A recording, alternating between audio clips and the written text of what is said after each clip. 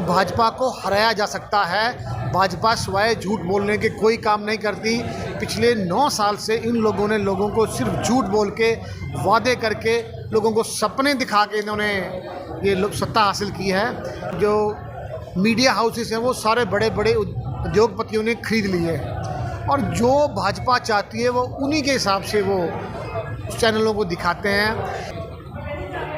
मुझे पूरा विश्वास है कि हरियाणा की जनता इंडियन नेशनल लोकदल को पूरा बहुमत देगी। सकते हैं चौधरी दिलबाग सिंह पूर्व एमएलए यमुनानगर के अभय चौटाला जी की जो परिवर्तन यात्रा निकल रही है उसी का निमंत्रण देने गांव-गांव जा रहे हैं। आज बूढ़िया गांव में पहुंचे निमंत्रण देने के लिए, उनकी यात्रा में शामिल होने के लिए। ये बात करते हैं यात्रा का क्या शेड्यूल रहेगा और कहाँ की किस किस दिन रुकेगा।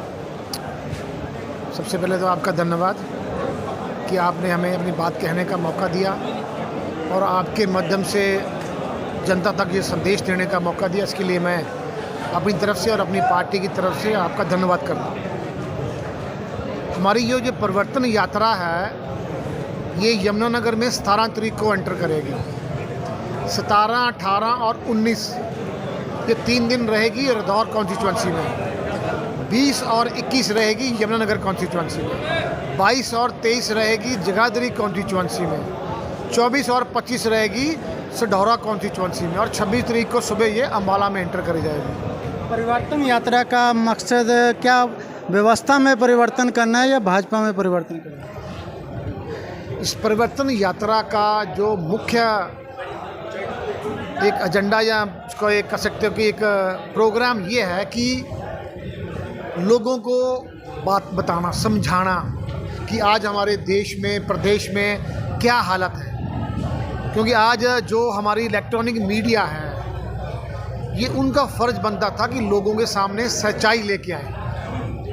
पर बदकिस्मती से मैं ये कहूँगा कि जितने भी हमारे देश के प्रमुख खासकर जो मीडिया हाउसेस हैं वो सारे बड़े बड़े उद्योगपतियों ने खरीद लिए हैं और जो भाजपा चाहती है वो उन्हीं के हिसाब से वो चैनलों को दिखाते हैं। इसलिए चौटाला साहब ने ये मन बनाया कि मैं हर घर जा के, हर इलाके में जा के, हर व्यक्ति से मिलके उन लोगों की समस्या सुनूं और उन लोगों को अपनी बात बताऊं, तक समझा सकूं कि भाजपा को हराया जा सकता है। भाजपा सिवाय झूठ बोलने के कोई काम नहीं करती। पिछले 9 साल से इन लोगों ने लोगों को सिर्फ झूठ बोल के, वादे करके, लोगों को सपने दिखा के इन्होंने ये लोग सत्ता हासिल की है। इसी सिलसिले में चौटाला साहब जो हैं वो परिवर्तन यात्रा कर। यदि 2024 में हरियाणा में किसी को पूर्ण बहुमत नहीं मिलता तो आईएनएलडी समझौता करना पड़ता है आईएनएलडी से या आईएनएलडी को समझौता करना पड़ता है, तो आईएनएलडी किसकी तरफ जा सकती है? मुझे पूरा विश्वास है कि हरियाणा की जनता इंडियन नेशनल लोकदल को पूरा बहुमत देगी। मुझे लगता नहीं है कि हमें किसी की समर्थन की ज़रूरत पड़ेगी। लोगों ने वोट देनी है, जनता ने वोट देनी है। जनता ने 10 साल सरकार कांग्रेस की देख ली, 9 साल भाजपा की देख ली।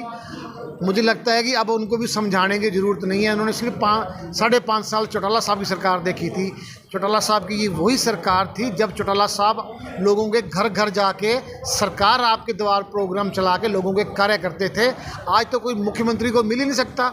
और हुड्डा साहब 10 साल में सिर्फ 3 बार हमारे डिस्ट्रिक्ट में आए थे और उस वक्त हुड्डा साहब ने अपने बेटे की पार्लियामेंट की सीट को पक्का करने के लिए पूरे हरियाणा को दाव में लगा दिया था। उस वक्त जो हुड्डा साहब थे वो अपने पुत्र मोह में उन्होंने पूरी जो स्टेट उजाड़ दी, सब बच्चों की जो भविष्य ख़राब कर दिया, बच्चों की जो जिनकी हक की नौकरियां थी वो छीन के अपने उस पार्लियामेंट में ले गए और जितने भी डेवलपमेंट के पैसे थे सारे उस इलाके में लगा दिए ताकि उनके बेटे की सीट पक्की हो सके। लोकसभा चुनाव में एनडीए है और इंडिया बनी है गठबंधन में, तो आईएनएलडी किसके साथ है?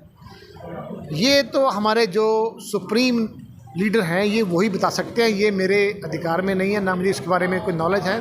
जो कुछ चौटाला साहब फैसला लेंगे हम सब लोगों ने उन्हीं पे छोड़ रखा है। जो लोगों के हित में होगा, जो जनता चाहती होगी हम वही करेंगे।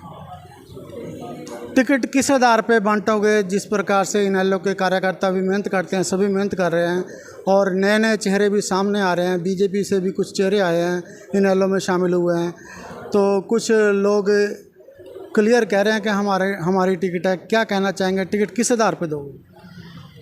देखो, हमारी जो इंडियन नेशनल लोकदल पार्टी है, इस पार्टी में दूसरी पार्टियों की तरफ ना तो पैसा चलता और ना ही सिफारिश चलती। जिसे लोग वोट देना चाहते हैं, जिसे लोग बनाना चाहते हैं, वो उसकी आवाज़ अपने आप बुलंद हो जाती है। और जिसकी आवाज़ बुलंद होती है, चौटाला साहब उन्हें बुला के टिकट देते हैं। किसी को चौटाला साहब के पास जाने की ज़रूरत नहीं पड़ती। जिसकी जनता आवाज़ देती है कि ये फ़लाँ आदमी जीतने वाला है, तो चौटाला साहब खुद ही इसको टिकट दे देते हैं। पूर्व विधायक चौधरी दिलबाग सिंह बूढ़िया वासियों को निमंत्रण देने के बाद पहुंचे पुरुषोत्तम दास घर के निवास स्थान पर।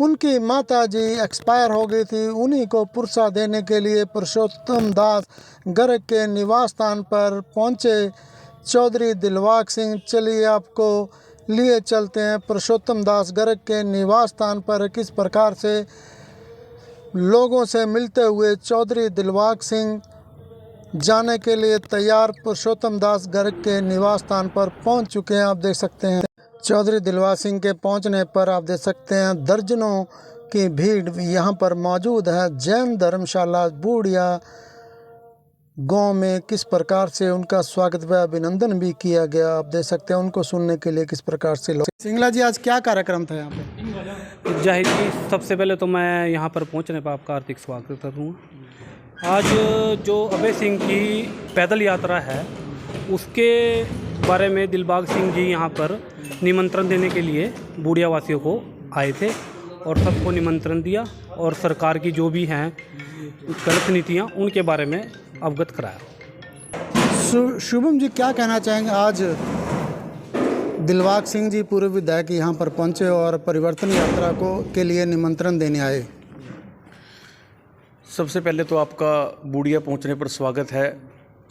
आपके माध्यम से मैं ये कहना चाहूँगा कि पूरे हरियाणा में अभय सिंह जी चौटाला ने, अर्जुन चौटाला जी, करण चौटाला जी व पूरा इनेलो का मंत्रिमंडल, परिवार मंडल इस यात्रा में गांव-गांव जा कर के सब लोगों के बीच में परिवर्तन लाने का काम कर रहे हैं और सभी से आग्रह कर रहे हैं कि यात्रा से जुड़े और आने वाले जो 2024 में विधानसभा और लोकसभा के चुनाव होने हैं, उनमें परिवर्तन करें।